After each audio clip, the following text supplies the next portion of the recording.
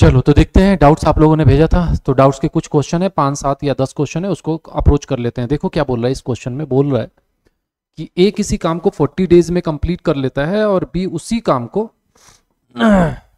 50 days में कर देता है। फिर बोल रहा है कि दोनों अगर अल्टरनेट पे काम करें, अल्टरनेट पे, तो कितने दिन में उस काम को फिनिश कर देंगे। मैंने क्लास में भी डिस्कस किया था इस क्वेश्चन को, डाउट में आ गया, कोई इशू नहीं है। मैंने क्या बोला था कि ए 40 एंड बी 50, तो इन दोनों का सबसे पहले आप एलसीएम ले लो, कितना आ गया 200 एलसीएम आ गया। मीन्स टोटल काम आपको 200 करना है। मीन्स एक काम 5 मतलब 5 पर डे करेगा ए, और बी करेगा 4 पर डे। कि बी एक दिन में 4 ईंट लगाएगा तो 50 दिन में 200 लगा देता है, और ए एक दिन में 5 लगाएगा तो 40 दिन में 200 लगा देता है। अल्टरनेट का मतलब होता है, और उसने बोल रखा है क्वेश्चन में, one of the most important point होता है कि कौन काम को स्टार्ट कर रहा है अल्टरनेट में, ये ध्यान रखते हुए करिएगा।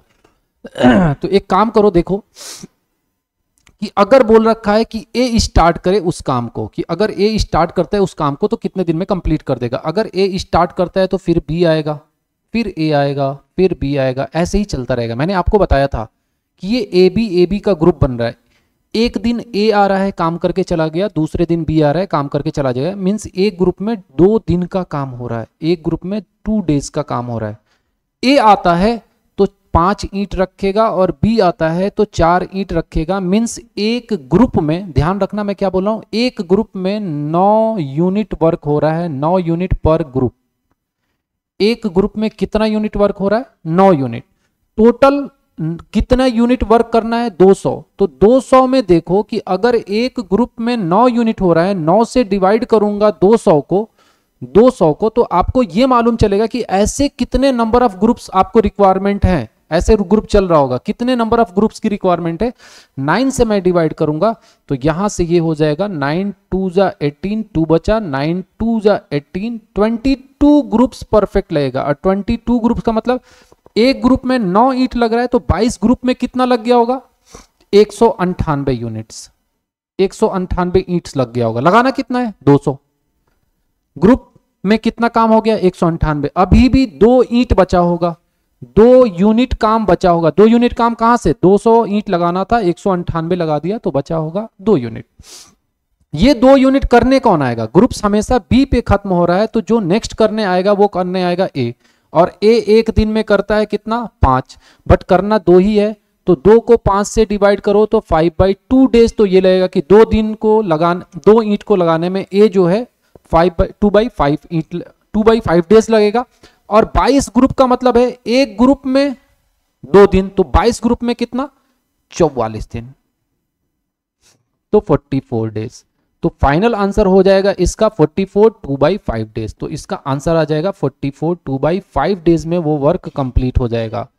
44 2/5 डेज में वो वर्क कंप्लीट हो जाएगा। तो पहले क्वेश्चन का आप लोग प्रॉपर नोट डाउन करिएगा सॉल्यूशन, ठीक है। नेक्स्ट क्वेश्चन पे आते हैं आप, दूसरे क्वेश्चन को देखते हैं आप। देखो दूसरा क्वेश्चन बोल क्या रहा है, दूसरा क्वेश्चन क्या बोल रहा है, देखो ये भी अच्छा क्वेश्चन है, ये भी अच्छा क्वेश्चन है। यहां पे एक चीज ध्यान रखिएगा, ये 54 3/4 है, ये 543 मत लिख लीजिएगा आप लोग। ये जिसने भी भेजा था डाउट्स उसमें ये है 54 3/4। बोल रहा है कि Ratan and Vineet work alternate days. बोल रहा है कि रतन और विनीत दोनों अल्टरनेट डेज पे वर्क करते हैं, स्टार्टिंग विथ रत्नेश, सॉरी रतन नहीं रत्नेश, स्टार्टिंग विथ रत्नेश। रतन और रत्नेश एंड विनीत नाम के 2 पर्सन होते हैं, दोनों अल्टरनेट पे वर्क करते हैं। The entire work got completed 54 2/3 days में। देखो इंग्लिश वाले में सही है, 54 3/2 डेज में, 4 डेज में। If Ratnesh alone can finish the work 48, बोल रहा है कि रत्नेश उसी काम को 48 दिन में करता है, ठीक है। अब एक बात बताओ, थोड़ा अल्टरनेट पे समझो। अगर कोई भी काम अल्टरनेट पे चल रहा है इस क्वेश्चन से हटके, तो ऐसे चल रहा होगा, ऐसे चल रहा होगा। अगर 8 दिन में टोटल वर्क कंप्लीट हुआ है 8 डेज में, तो इसमें 4 दिन का काम आपका ए किया होगा, 4 दिन का काम बी किया होगा। जैसे देख लो, ए आया, बी गए, आया, फिर ए, फिर बी, फिर ए, फिर बी, फिर ए, फिर बी। ये टोटल 8 दिन का काम है। तो 8 दिन में 4 दिन ए किया है और 4 दिन भी किया, अल्टरनेट पे चल रहे थे तो टोटल 8 दिन का काम हो गया। सेम थिंग ऐसे ही ये बोल रहा है कि जब अल्टरनेट पे कर रहे हैं यहां पर तो 54 3/4 डेज लग जा रहा है। तो 54 दिन में 27 दिन रत्नेश कर रहा होगा और 27 दिन विनीत कर रहा होगा। रत्नेश स्टार्ट किया है तो स्टार्टिंग से स्टार्ट रत्नेश कर रहा है तो एंड विनीत कर रहा होगा ग्रुप में पहले दिन रत्नेश, फिर दूसरे दिन विनीत, फिर रत्नेश, फिर विनीत। तो ऐसे ही जब 54 दिन चला होगा तो 27 दिन रत्नेश और 27 दिन विनीत, ये 54 दिन हो गया। जो 3/4 डेज बचा होगा ना, जो 3/4 डेज बचा होगा वो रत्नेश आया होगा। अगर मैं रत्नेश की इफिशियंसी R मान लूं और विनीत की इफिशियंसी V मान लूं तो रत्नेश की इफिशियंसी से 27 में मल्टीप्लाई करूंगा तो रत्नेश का काम आ जाएगा, विनीत की इफिशियंसी से 27 से मल्टीप्लाई करूंगा विनीत का काम आ जाएगा। इन्हीं दोनों को ऐड करूंगा तो ये आपका आ जाएगा टोटल वर्क, कितना काम किया है उन्होंने मिलके। अभी मुझे इफिशियंसी नहीं मालूम है। तो यहाँ पे एक इंफॉर्मेशन और दे रखा है कि रत्नेश जो अकेले काम करता है वो 48 दिन में कर देता है, 48 दिन में करता है। तो 48 R लिख दूं, अगर रत्नेश की इफिशियंसी R है तो 48 R लिख दूं तो ये वर्क और ये पूरा वर्क आपस में बराबर होना चाहिए क्योंकि सेम वर्क हो रहा है। अब यहां से RV की इफिशियंसी निकालिए, यहां से R यहां से माइनस करिए तो 48 में से 17 माइनस करेंगे तो 27 3 30 40 18 18 3 21 तो यहां से आ जाएगा 27V इक्वल टू 21 R और ये वाली R इधर आके माइनस होगा, इधर माइनस। अब देखो 27 R को मैं इधर ले जाके माइनस कर दिया हूं तो 21 R आया, इसमें से इसको माइनस करते हैं 3/4 R, 3/4 R। ठीक है। अब यहां से मुझे मालूम चल गया कि 27V इक्वल टू 21 R में से 3/4 माइनस, इसको मैंने शॉर्टकट माइनस करने का तरीका बताया था कि अगर कोई भी 21 में से 3/4 माइनस करना है तो 21 से 1 यूनिट कम लिखिए 20 लिखिए और 4 में से 3 माइनस कर दो 1/4, यही आ जाएगा इसका जब माइनस करोगे इसको तो 21/4। और 21/4 को हम लोग लिख सकते हैं 4 इंटू 20 80 1 81, 81/4 R। अब एक चीज देखो 27V इक्वल टू 81/4 R आ गया, मीन्स यहां से विनीत और रत्नेश की इफिशियंसी निकल जाएगी कि एक दिन में उन्होंने कितना काम किया है। क्लियर कि एक दिन में वो कितना काम करते हैं, कि विनीत कितना ईंट लगा सकता है और रत्नेश कितना ईंट लगा सकता है, अगर ईंट के टर्म्स में हम लोग समझे तो यहां से आ जाएगा V/R, इस R को नीचे ला दो इक्वल टू 81/4 और ये 27 नीचे आ जाएगा तो 27 3 आ जाएगा 81 और यहां से आ जाएगा 3/4। 3/4 का मतलब है कि जो रत्नेश होगा वो 4 यूनिट काम करेगा तो विनीत जो होगा वो कितना यूनिट काम करेगा, 3 यूनिट काम करेगा। इफिशियंसी है इनकी कि अगर रत्नेश 4 ईंट लगाएगा तो विनीत कितना लगाएगा, 3 ईंट। अब एक बात बताओ यहां पे दे रखा है कि रत्नेश जो टोटल वर्क करता है 48 R में करता है, टोटल वर्क निकाल लो 48 R की वैल्यू कितनी आ गई 4 इंटू 4, ये आपका टोटल वर्क आ गया। क्वेश्चन क्या बोला था, how many days can Vineet do the work, बोला है कि विनीत उस काम को अकेले कितने दिन में करेगा। विनीत एक दिन में कितना करता है 3, डिवाइड कर दो, टाइम ऑफ विनीत आ जाएगा 3 से 16 टाइम, 16 4 जो होता है 64, यही आपका आंसर आ जाएगा कि 64 डेज में विनीत कंप्लीट कर देगा। ये क्वेश्चन था। नेक्स्ट क्वेश्चन पे चलते हैं, इसको नोट डाउन करते चलना आप लोग, जो भी डाउट हमसे पूछा था उसका डाउट्स है ये। नेक्स्ट क्वेश्चन है क्वेश्चन नंबर देखते रहना, जो लोग डाउट्स नहीं भी भेजे हो ना डाउट्स भेज देना मुझे, मैं ऐसे वीडियो बना के आप लोगों को पहुंचा दूंगा। फिर बोल रहा है भाई अल्टरनेट वाला क्वेश्चन, अगेन अल्टरनेट वाला क्वेश्चन कि भाई साहब किसी काम को A and B work day alternative में करते हैं, B स्टार्ट करता है उस काम को, A finish the work in 48 days, और दोनों अगर अल्टरनेट पे काम कर रहे थे तो 11 1/3 डेज में काम कंप्लीट हो रहा था। अच्छे अल्टरनेट में कर रहे हैं तो A आया B गए, फिर A आया फिर B आया, तो ऐसे करते करते 11 1/3 डेज लगता है। 11 1/3 डेज का मतलब क्या है कि 10 दिन तक 5 बार A आया होगा, 5 बार B आया होगा, 11वें दिन पे अगेन A आया होगा और 1/3 वर्क करने 1/3 डेज का जो टाइम लगा है वो B का लगा होगा। ये चीज आपको क्लियर होना चाहिए कि 5 दिन ए आया तो 5 दिन बी आया, 10 दिन हो गया। 11वें दिन पे फिर ए आया होगा और जो 12वें दिन बचा, 12वां नहीं 1/3 डेज का टाइम बी का लगा होगा। ये टोटल वर्क आ गया।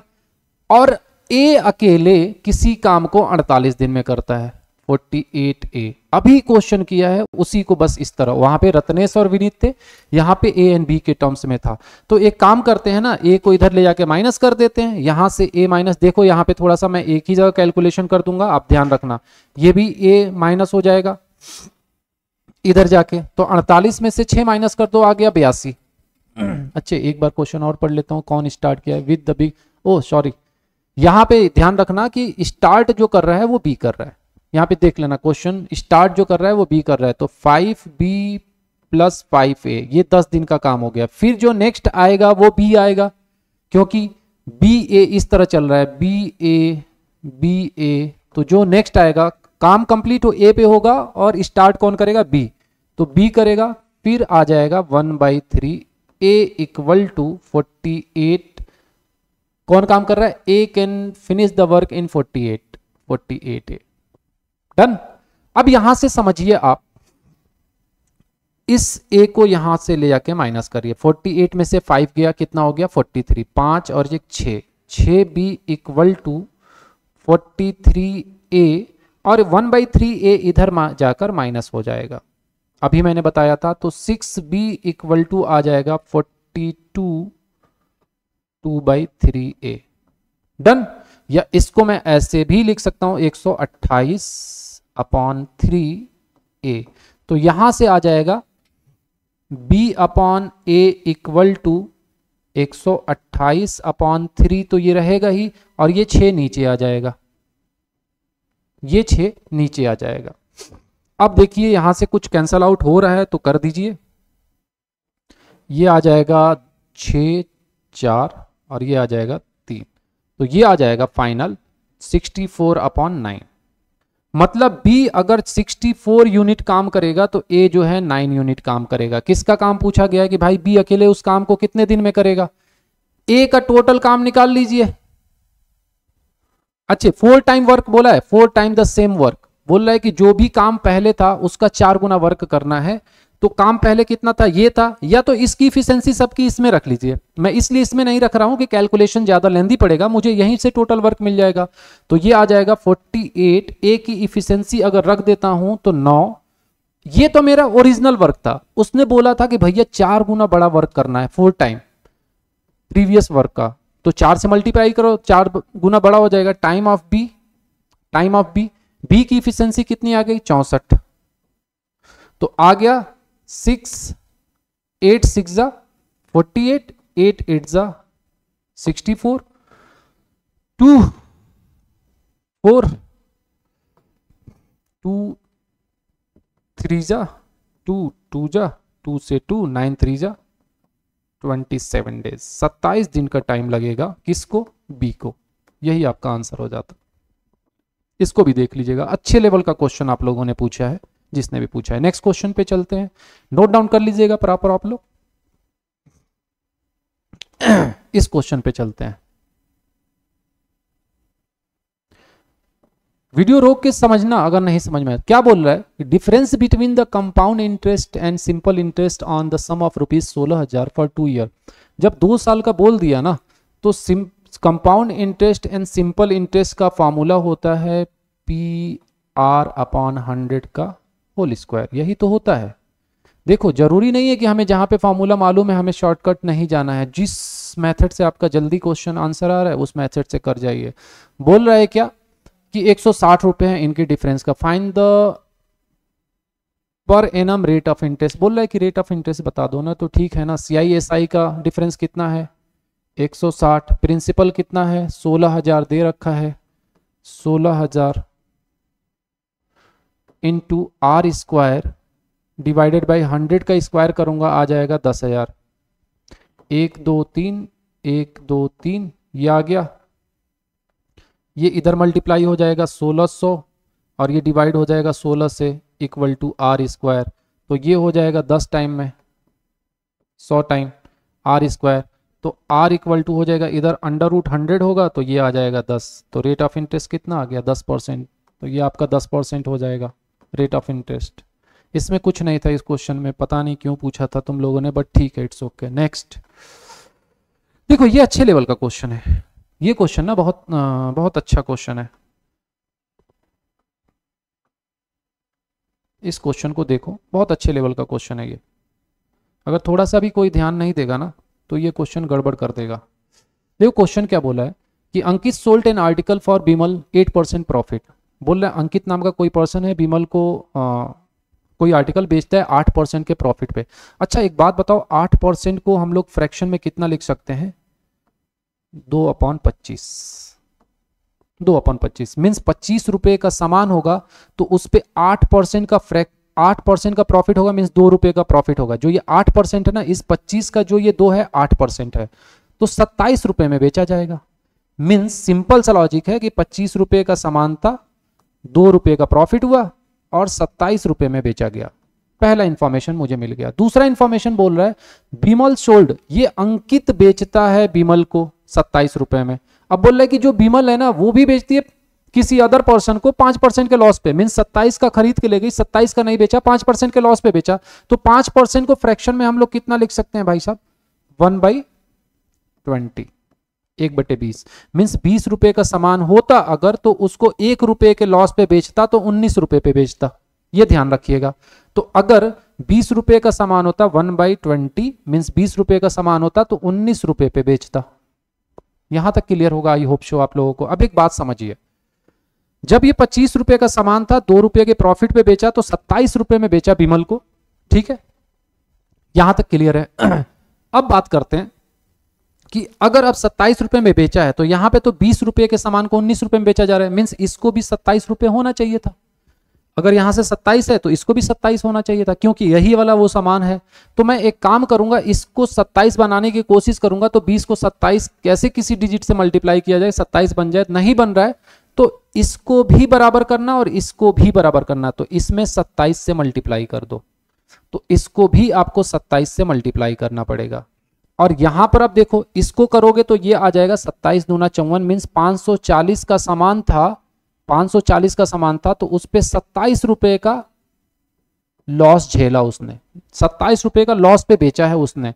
तो 540 में से 27 माइनस करोगे तो यही आ जाएगा, इसमें भी 27 का मल्टीप्लाई करोगे तो आ जाएगा 513 रुपए में बेचा होगा उसने। अब देखो नया रेशियो बना, यहां पे कितने में जो बिमल है कितने में 540 रुपए के सामान को, बट बिमल तो 27, तो इसको भी 20 से मल्टीप्लाई करके 500 बना दो 540, तो ये भी आ गया आपका 540। जब 20 से इसको, अब रेशियो है 20 से इसको बढ़ा रहे, इसको भी बढ़ाना पड़ेगा, इसको भी बढ़ाना पड़ेगा, तो 20 से इसको भी बढ़ाओ तो ये आ जाए 25 दूना 50 500, और ये आ जाएगा आपका 20, तो ये आ जाएगा 40। अब बात समझना, यहां पे ये बैलेंस हो गया। 500 का सामान था, अंकित ने 8% की प्रॉफिट पे बेचा, मींस 500 का सामान 8% की प्रॉफिट 540 रुपए में बेचा। विमल ने 540 रुपए के सामान को 5% के लॉस पे बेचा, मींस 513 रुपए में बेचा। अब सब कुछ बैलेंस हो गया।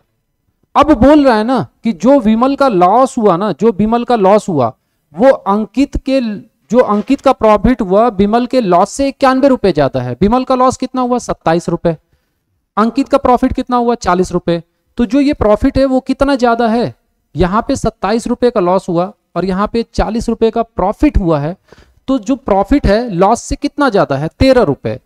यहां से प्रॉफिट ये आप कर रहा था, ये लॉस कर रहा था 27 रुपए, तो कितना ज्यादा है 13 रुपए प्रॉफिट ज्यादा है। वो 13 रुपए नहीं है, वो 91 रुपए है। 13 का कितने गुना 7 गुना। तो सेम थिंग, अगर ये 7 गुना है तो ये जो आपका अंकित का जो कॉस्ट प्राइस था ना ये भी 7 गुना हो जाएगा। 500 का 7 गुना 3500, तो यही आपका अंकित का कॉस्ट प्राइस आ जाएगा। सीपी अंकित का कॉस्ट प्राइस। अगर ये पूछ लेता कि बिमल का कॉस्ट प्राइस क्या था तो 540 में 7 से मल्टीप्लाई करते, ये ध्यान रखिएगा 540 में 7 से मल्टीप्लाई करते। आई होप सो ये क्लियर हुआ होगा। तो आपका फाइनल आंसर हो गया 3500। नेक्स्ट क्वेश्चन पे चलते हैं।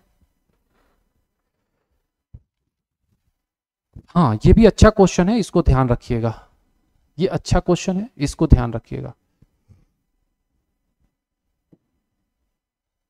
देखिए क्वेश्चन बोल रहा है कि after working 8 days Payal find only 10% of work. बोल रहा है कि अगर कोई भी काम करता हूं 8 दिन तो 10% ही मालूम चलता है कि 10% काम हुआ है। अगर 10% काम 8 दिन में होता है तो 100% काम कितने दिन में होगा? 100% बना दो तो इसको भी 10 से मल्टीप्लाई कर दो, मीन्स 100% काम 80 दिन में होता, 80 डेज में। फिर बोल रहा है C employ Pinki who is 50% more efficient than Payal. बोल रहा है कि अगर पिंकी को बुलाती है मेरे साथ काम कर लो तो वो 50% मोर इफिशियंट है। एक बात बताओ, मैंने आप लोग को बताया था टाइम और इफिशियंसी में डिफरेंस कि कहां पे क्या होता है। यहां पर पायल है और यहां पर पिंकी है। पायल कितने दिन में काम को कंप्लीट कर सकती है? 80 दिन में।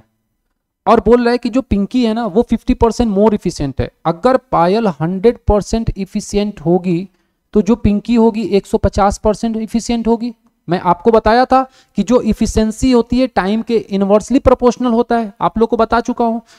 जो पिंकी का इफिशियंसी होगा वो पायल का टाइम होगा, और जो पायल की इफिशियंसी होगी वो पिंकी का टाइम होगा। ये आप लोगों को बताया था, बहुत अच्छे से रिकॉल करना। तो 150% इक्वल टू 80 लिख सकता हूं, 150% इक्वल टू 80 लिख सकता हूं। मीन्स यहां पे 100% की वैल्यू निकालो कि 100% कितना होगा, तो यहां से आ जाएगा 150% इक्वल टू 80, तो 1% इक्वल टू आ जाएगा 80/150 इंटू 100 कर दोगे, इंटू 100 कर दोगे तो पिंकी का टाइम निकल जाएगा। इंटू 100 कर दोगे तो क्या निकल जाएगा? पिंकी का टाइम। तो यहां से आपका कट गया 25 6 जा, 25 4 जा, ये आपका आ गया 2 2 जा, 2 3 जा, तो ये आ गया 160/3। ये आ गया आपका कि पिंकी का जो टाइम होगा ना वो होगा 160/3।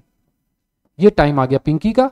ये पायल का एक्चुअल टाइम है कि उस काम को कितने दिन में कंप्लीट करेंगे। क्वेश्चन भी खत्म नहीं हुआ है। बोल रहे हैं how many days will they together complete the remaining work. बोल रहे हैं जब वो 8 दिन का काम कर ली थी कितना टाइम लगेगा उस काम को कंप्लीट करने में। तो इसको नोट डाउन करना। मैं थोड़ा सा मैं इसको साइड कर रहा हूं, थोड़ा सा साइड कर रहा हूं। अब देखो, अगर पिंकी किसी काम को पायल किसी काम को 80 दिन में कर रही है और पिंकी उसी काम को 160/3 डेज में कर रही है। दोनों का एलसीएम मैंने आपको बताया था। अगर फ्रैक्शन में एलसीएम है तो 80 और 160 का एलसीएम लेते हैं, तो ये आ जाएगा 160, ये आ जाएगा 2 और ये आ जाएगा 160 से 160, तो ऊपर 3 चला जाए तो 3। बोल रहा है कि पायल जो है 8 दिन का काम की थी। अगर एक दिन में पायल 2 यूनिट काम कर रही है तो 8 दिन में कितना करेगी भाई साहब? 16। टोटल काम करना कितना था? 160। 160 में से 16 वर्क हो गया तो रिमेनिंग वर्क कितना बचा? 160 minus 16 equal to 144। 144 unit work बचा है। अब बोल रहा है how many more days they together complete the remaining work. बोल रहे अगर दोनों साथ में काम करते तो कितने दिन में बचा हुआ काम हो जाता? बचा हुआ काम कितना था? 144। 144 को दोनों मिलके काम कर रहे हैं।